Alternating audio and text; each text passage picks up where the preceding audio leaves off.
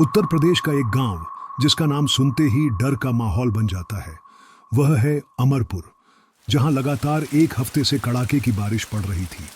इस गांव में बिजली की समस्या बहुत ज्यादा थी, जिस कारण लोग रात को अपने अपने घरों में लालटेन या मोमबत्ती जलाया करते थे।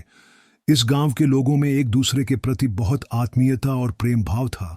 सभी लोग एक दूसरे के हर काम में मदद करते थे।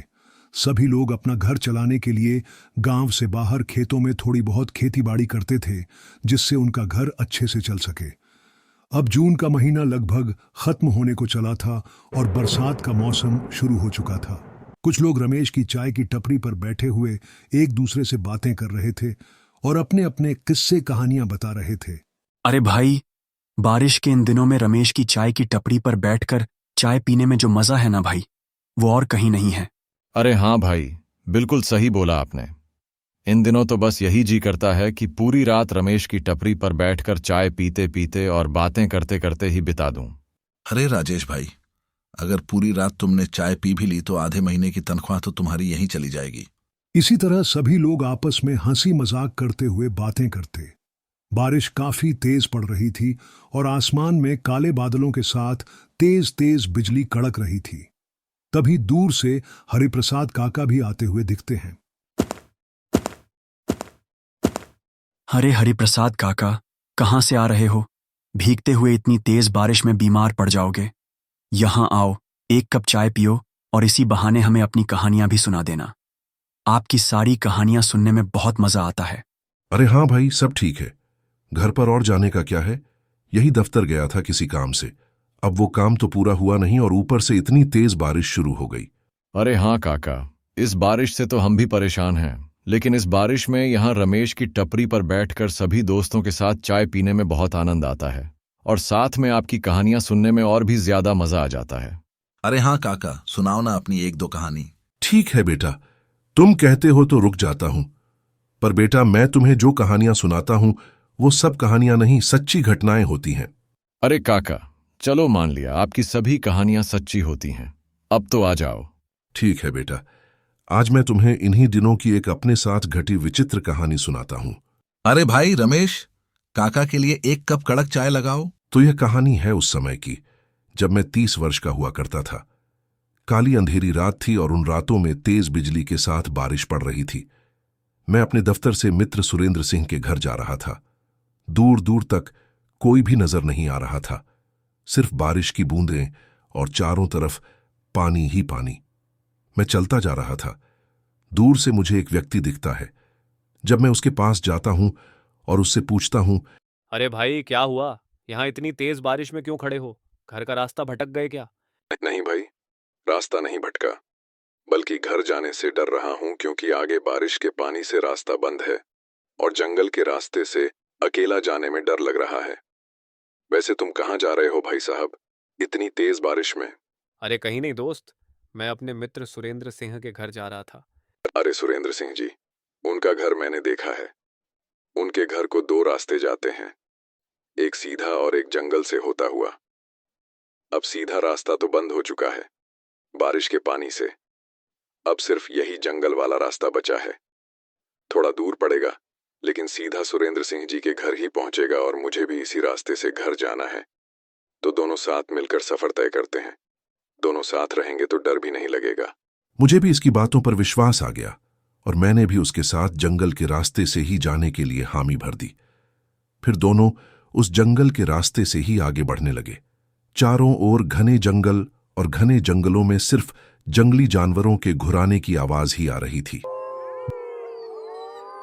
डर तो मुझे भी काफी लग रहा था कि इतनी तेज बारिश, ये जंगली जानवरों का घुराना और अनजान सड़क पर अनजान व्यक्ति जो मुझे जंगल के रास्ते से जाने के लिए कहता है, ये सब मुझे काफी अजीब लग रहा था। लेकिन मैं कुछ नहीं कर सकता था, इसलिए मैं भी उस व्यक्ति के साथ आगे बढ़ता चला जा रहा था। क्या पता यह व्यक्ति मुझे मेरी मंजिल तक पहुंचा ही दे। बारिश अब अपना और विकराल रूप ले चुकी थी। बारिश पहले के मुकाबले में बहुत तेज हो चुकी थी। फिर वो व्यक्ति मुझसे बोलता है, अरे भाई, बारिश तो पहले से भी ज्यादा तेज हो चुकी है। हम एक काम करते हैं, इतने पास वाली कुटिया में ही रुक जाते हैं। अब वह कुटिया बिल्कुल खाली पड़ी है। उसमें अब कोई नहीं रहता। जब बारिश रुक जाएगी तब हम फिर से आगे निकल पड़ेंगे। मैंने फिर से उस व्यक्ति की बात में हाँ कर दी और उसके साथ पास वाली कुटिया में ही चला गया। फिर मैंने उस व्यक्ति से पूछा, अरे भाई, आपने ये तो बताया ही नहीं, आप अकेले आ कहाँ से रहे थे? अरे क्या बताऊं भाई, अभी अभी दफ्तर से आ रहा हूं। उसके ये बात बोलते ही मुझे थोड़ा थोड़ा डर लगने लगा, क्योंकि सारे दफ्तर शाम 6 बजे बंद कर दिए जाते हैं और यह बोल रहा था कि यह अभी अभी दफ्तर से आ रहा है, जबकि इस समय पूरे 9 बोडा बज चुके थे। इस समय भला कोई दफ्तर कैसे खुल रहा होगा? इस बात पर मुझे थोड़ी थोड़ी शंका होने लगी, पर मैंने ज्यादा ध्यान नहीं दिया और हम दोनों बहुत समय तक यूं ही आपस में बातें करते रहे, लेकिन बारिश रुकने का नाम ही नहीं ले रही थी। तभी आकाश से एक तेज बिजली कड़कती है और बारिश थोड़ी धीमी हो जाती है, लेकिन तभी दूर से किसी बच्चे की अजीब तरीके से रोने की आवाज आती है। पहले तो मैं इसे मन का वहम मानता हूं, लेकिन तभी वो व्यक्ति भी बोलता है, अरे भाई साहब, कुछ आवाज सुनी आपने? लगता है कोई बच्चा जोर जोर से रो रहा हो। अरे हाँ भाई, आवाज तो मेरे कानों में भी सुनाई दी, लेकिन इतनी तेज बारिश में सुनसान रास्ते पर अपना बच्चा इस तरह कौन छोड़कर जाएगा? मुझे तो ये सब बहुत अजीब लग रहा है। पर भाई, यह भी तो हो सकता है कि उस बच्चे के साथ उसकी माँ भी हो। इस अंधेरी रात में उसे कोई नजर नहीं आ रहा होगा, इसलिए वह मदद की गुहार लगा रही हो। अगर हम पास जाएं तो पता चल भी जाए। हाँ भाई, मुझे भी यही लगता है कि वो बच्चा मदद के लिए ही रो रहा है। कुछ समय तक हम दोनों बाहर की आवाज गौर से कान लगाकर सुनते हैं। वो आवाज हमें स्पष्ट सुनाई पड़ रही थी। कभी तो किसी बच्चे की रोने की आवाज आ रही थी, तो कभी किसी लड़की की हंसने और गाने की आवाज। मैं तो काफी डर चुका था। हमें एक बार चलकर देखना चाहिए, शायद वह बच्चा मुसीबत में हो। अरे भाई, अगर कोई मुसीबत में हो भी तो इस तरह हंसता और गाता कौन है? मुझे तो यह कुछ अजीब लग रहा है। मुझे कुछ भी ठीक नहीं लग रहा। अरे चलिए ना, एक बार चलने में क्या जाता है, क्या पता वह बेचारे सच में मुसीबत में हो। फिर हम दोनों धीरे धीरे अपने पांव आवाज की ओर बढ़ाने लगते हैं। उस आवाज के पीछे पीछे जाते हुए हम एक घने जंगल में पहुंच जाते हैं। इस तेज बारिश की बूंदें शरीर पर सुई चुभने सा महसूस हो रहा था। देखिए, इधर से आ रही है ये आवाज। चलो जल्दी चलकर देखते हैं।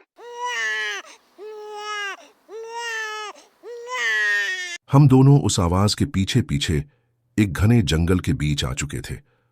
रात के अंधेरे में ज्यादा दूर तक आंखों से देख पाना मुश्किल हो रहा था। तभी आसमान में तेज बिजली कड़कती है और उस बिजली की रोशनी में मुझे खून से लथपथ एक औरत नजर आती है। यह दृश्य देखने के बाद मेरी रूह कांप जाती है। फिर मैं उस व्यक्ति से बोलता हूं, अरे भाई, हमें जल्दी से यहाँ से निकलना चाहिए। यहाँ कुछ भी ठीक नहीं हो रहा। अभी आपने देखी ना वो परछाई? कौन सी परछाई? मैंने तो कोई परछाई नहीं देखी। हमें जल्दी आगे जाना चाहिए।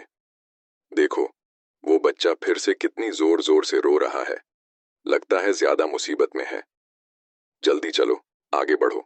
अब मुझे उस व्यक्ति पर से भी विश्वास हटने लगा था, क्योंकि वो व्यक्ति मुझे आगे ले जाने के लिए बहुत जोर दे रहा था। तभी एक बांस का पेड़ जमीन पर गिर जाता है। मुझे तो यह सब कुछ बहुत अजीब लग रहा था, लेकिन मेरे साथ जो व्यक्ति था वो बिना डरे बिना घबराए उस बांस के पेड़ को पार कर आगे बढ़ जाता है और फिर मुझसे बोलता है, अरे आओ भाई, वहीं पर क्यों खड़े हो? जल्दी से इस बांस के पेड़ को पार करो। मैं धीरे धीरे अपने कदम आगे की ओर बढ़ता हूं। तभी मुझे एक बात याद आ जाती है और मैं अपने कदम वहीं पर रोक देता हूं। अरे यार, ये मतलब यहाँ कुछ नहीं है, जल्दी आओ। फिर मेरा संदेह विश्वास में बदल गया और मैंने अपने कदम धीरे धीरे वापस कर ली। दरअसल मैं भागना तो चाह रहा था, लेकिन भाग नहीं सकता था, क्योंकि वह व्यक्ति सामने से मुझे देख रहा था। कुछ देर बाद ही दोबारा से तेज बिजली कड़कती है और वह व्यक्ति अपने असली रूप में आ जाता है। वही आवाज जो इतनी देर से गूंज रही थी, उसमें वह जोर जोर से हंसने लगता है। वही सारी आवाजें जो इतनी देर से हमें सुनाई दे रही थीं, सभी आवाजें वह आदमी दोबारा से निकालने लगता है। तुम लोगों को शायद विश्वास नहीं होगा, लेकिन यह घटना मैंने सामने से अपनी आंखों से देखी है। मुझे समझने में देर न लगी और मैं तुरंत ही वहां से भाग निकला। मैं इतनी जोर से भागा कि इस अंधेरी रात में मैं कुछ देख भी नहीं पाया। मैं यूं ही काफी देर तक भागता रहा, जब तक कि वह जंगल पार न हो जाए। आसमान में बिजली कड़कती रही और जोर जोर से बारिश पड़ती रही। थोड़ी दूर जाने पर ही मुझे मेरा मित्र सुरेंद्र सिंह आवाज लगाता है। अरे हरिप्रसाद, मेरे घर का रास्ता याद नहीं रहा था क्या तुझे? कहाँ रह गया था? इतनी देर हो गई।